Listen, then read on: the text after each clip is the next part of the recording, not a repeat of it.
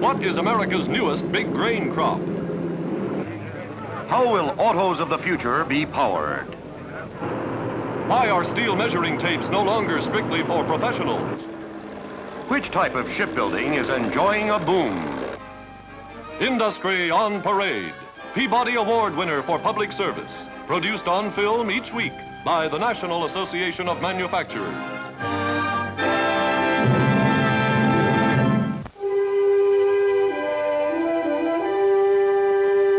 Industry on Parade takes a barge ride up the Tennessee River to Chattanooga for a film report on one of the most up-to-date industrial plants of its kind in the entire world. It's the newest mill of Central Soya Company and its subsidiary, Macmillan Feed Mills. The product, soybeans. Only 22 years ago, at a time when soybeans were almost unknown in the U.S., this company first began processing the crop, extracting the valuable elements the beans contain, and opening a profitable new market to American farmers. Now, elevators at this plant alone hold about 3.5 million bushels. Movement of the grain from barge, truck, or train to cleaners, to elevators, to extractors is accomplished by the very latest materials handling equipment. The extracting plant, built on the open construction or no-wall design, removes valuable oil from the soybeans. Solids that remain are processed into a variety of animal feeds. Automatically, the feeds are deposited in storage chambers at the rate of a ton a minute.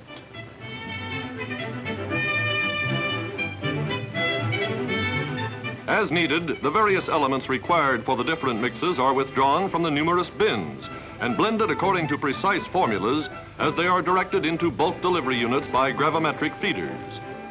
Just as the company pioneered in the development of our soybean industry in the first place, so now it pioneers the greater utilization of this farm product by eliminating waste, providing more beneficial end products, and reducing costs, all at the same time.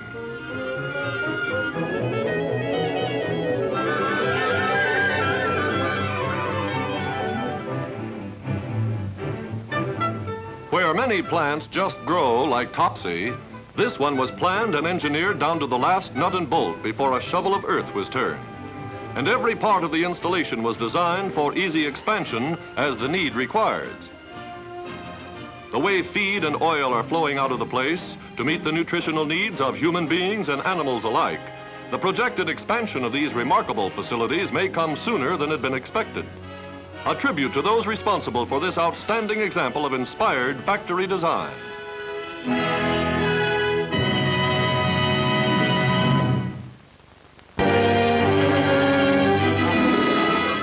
A Virginia farmer transports a few bags of the grain he has produced to a mill at Roanoke.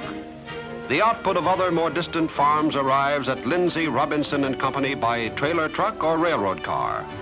No longer does the farmer wait around to have the grain milled into flour and feed, and then take it right home with him after paying the miller in kind. As in so many other ways, our economy has grown too complex for that wasteful bushel by bushel method of processing. To provide the quantities needed to let costly equipment operate economically, the output of many farms must be handled on a non-stop, continuous line basis. The capacity of this hammer mill grinder, for example, is many tons a day. And these rotary mixers can blend a huge batch of feeds every 20 minutes.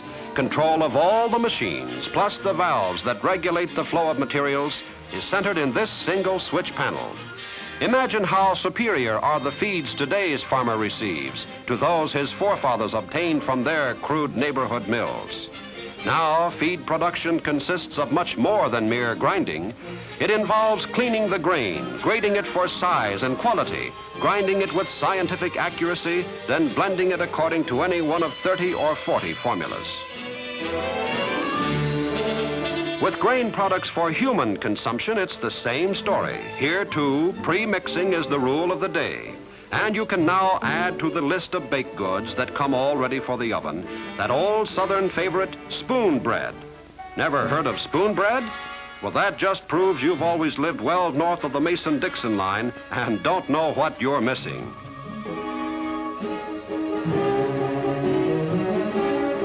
The ingredients in 2 separate packages, which will be combined at the time of preparation, include cornmeal, milk, eggs, shortening, and other components well known to any good Southern cook. An adaptation of the English Yorkshire pudding, the dish has been known by many names through the years: batter bread, egg bread, and now most generally spoon bread. Here's how it looks as it comes out of the oven, like a souffle, which in a way it is. How is it served? Well, the real spoon bread gourmet will take it for breakfast with sausage or bacon and eggs. Then he'll have it for lunch as the one hot dish with a salad plate. And come dinner, here it is again, taking the place of both a bread and a vegetable. And as they say, you can't get too much of a good thing.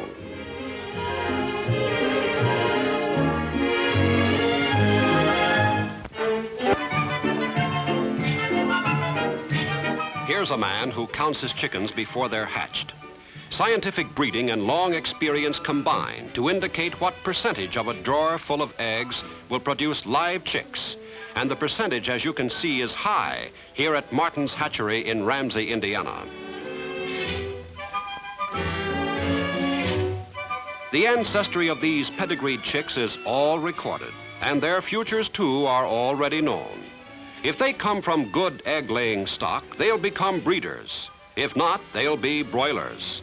In either case, the important thing right now is to keep warm, which they do here in the brooder house.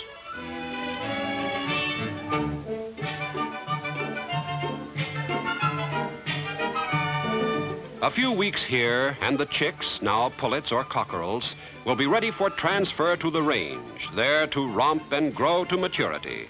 A matter of just a few weeks more in the comparatively short lifespan of a chicken. And now the birds selected for breeder stock are destined to enter an environment unknown perhaps to chickens anywhere else on Earth. They're going to live underground, 200 feet underground in this abandoned limestone mine. What's the reason for an underground chicken farm? Well, there are several reasons, but the most important one is that the mine is naturally air-conditioned. It seems that hens just about give up egg laying during the summer. It's too darned hot, and many of the eggs they do lay then won't hatch.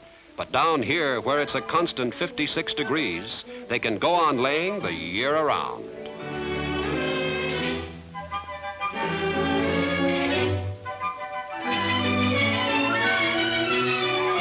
Feed for the chickens. A balanced mixture of everything they need is kept in large feed bins and distributed by the wheelbarrow full.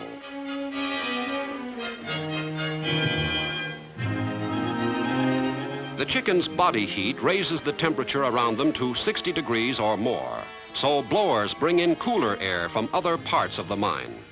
Evidence that the birds go for this strange life may be seen in the way they put away that chow.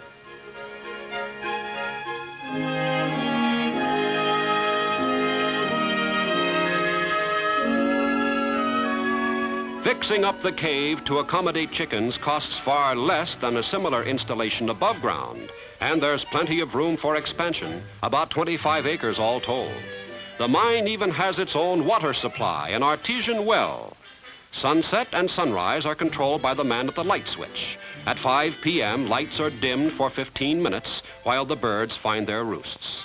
Then it will be total darkness until 3 a.m. when the lights go on automatically.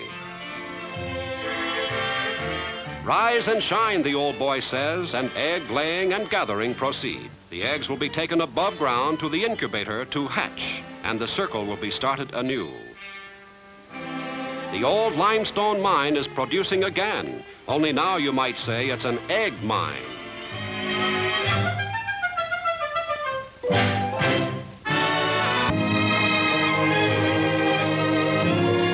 Apple blossom time. It won't be long now before these trees are bent under the weight of many bushels of perfect fruit. Occasionally, the apple grower will find a single branch on one of his trees carrying apples that are not only perfect, but very unusual in flavor, texture, shape, or color. When he does, you can be sure apples from that branch will be rushed here to Louisiana, Missouri for the daily sampling session at Stark Brothers Nurseries and Orchards Company.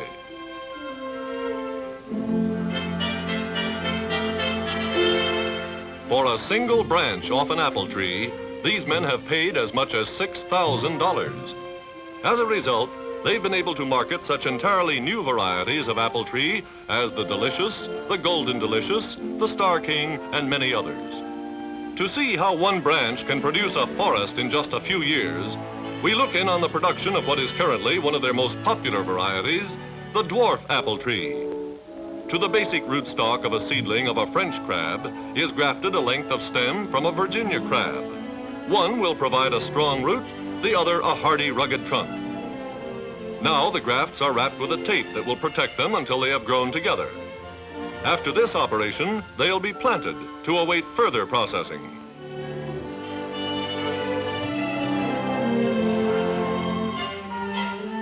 One year later, branches are harvested from parent trees, which can be any one of dozens of apple varieties. Each branch, or scion as it's called, will become part of what you might say is a homemade tree, a tree composed of sections from 4 different types of trees. It's these scions that will determine what kind of fruit the homemade trees will produce.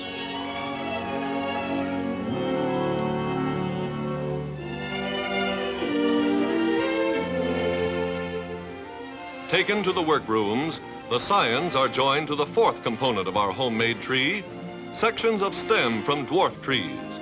So now we have the rootstock and trunk stalk growing in the nursery, and in the final graft, the dwarfing stalk and the apple-producing stalk are added. And thus, all the most desirable features of an apple tree have finally been brought together in one plant, which now is permitted to grow under ideal conditions until it's ready to be dug up and shipped to a customer. Just the right amount of cultivation, watering, fertilization, and spraying with fungicides and insecticides. All this, together with the development of new varieties, explains why the apples we eat today are so superior to those grown a couple of generations ago that our forefathers would hardly identify them with what they called apples.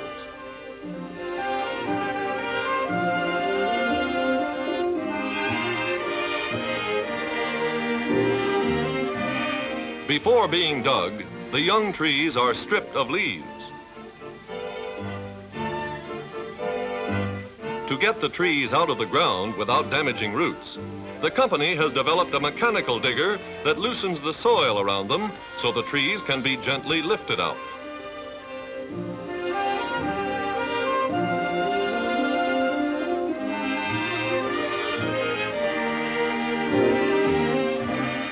Men of the organization, which dates back to the time when this was Indian country, are proud of their unique contributions to horticulture and to the diet of the entire world. But perhaps their proudest boast is that when he died in 1926, the great Luther Burbank left them his entire stock of new plants and experiments, confident that they would continue his work in his own dedicated fashion. His confidence has been justified.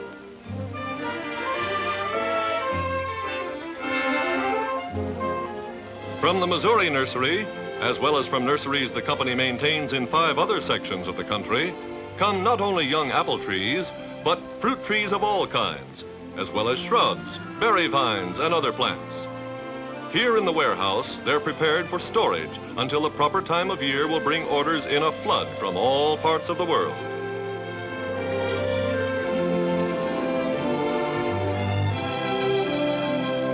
The major advantages that account for the dwarf apple tree's quick leap to worldwide popularity are twofold.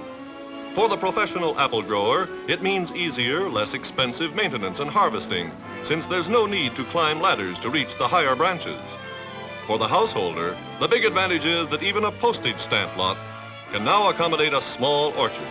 If an apple a day really did keep the doctor away, the medical profession would soon be out of business.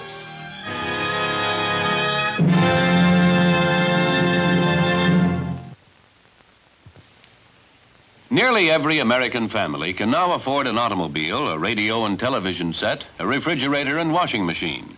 Because of American managerial experience and know-how, improved machines and techniques, plus the millions of skilled men and women on the production lines in the nation's plants and factories, all of us have come to consider yesterday's luxuries as today's necessities, and our industrial progress continues. Each year, American industry spends $2.5 billion on research to improve current products or to invent new ones.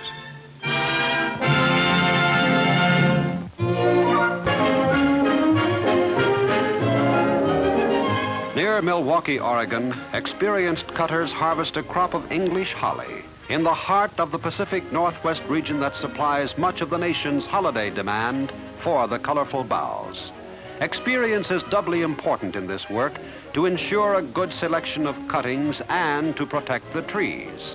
Skillful pruning actually will improve an orchard, guaranteeing quality production for many years. Though the first commercial plantings were started only about 50 years ago, Oregon and Washington alone now produce $1 million crop of holly each year. More than 2,000 acres in the two states are planted in holly. Improved by decades of selection and breeding, the trees are ready for cutting after 8 or 10 years of growth. At Brownell Farms, among the largest of the holly producers, the cuttings are dipped in a hormone solution technically known as alpha-naphthalene acetic acid, which reduces the dropping off of leaves and berries and permits shipment in a moist condition. Packaged right on the farm for delivery to the customer, boxes of holly boughs may be used in the home in a variety of arrangements. Other cuttings will be selected to fill the demand for holiday corsages, party favors, and gift wrapping decoration. And wreaths of holly have a lasting popularity.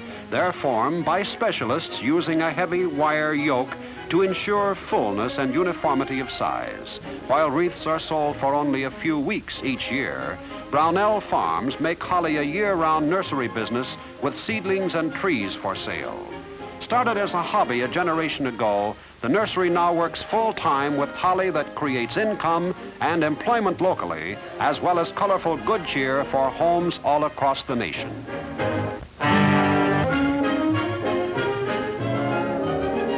Near Medford, Oregon, top-quality pears, which have already been carefully graded twice, are sent through still another inspection. That's because they're destined for special gift packages distributed by the carload during holiday periods by firms like Harry and David of Bear Creek. The business based on this luscious fruit is one of many founded during the depth of the Depression by men who were convinced there was still success to be won in return for ingenuity and hard work.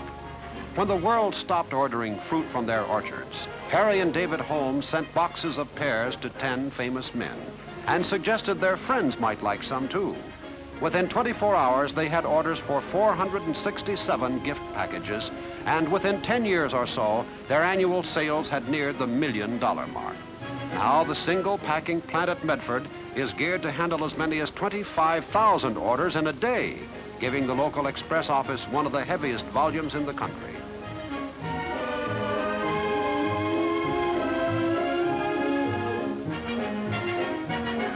Though the pound-sized Ducamis or Royal Riviera pear is still the heart of the business, the gift packages may include other fruits and confections too in dozens of different assortments. And just to make sure each item is among the biggest and the best available, the firm encourages farmers to prune and thin drastically so that their produce will be as large as possible.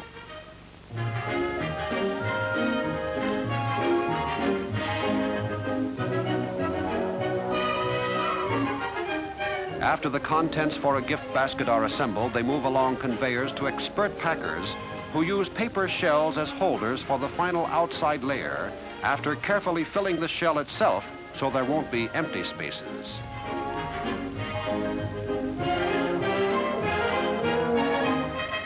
A note goes with each basket to remind the recipient there's a full measure of fruit piled under the paper mache.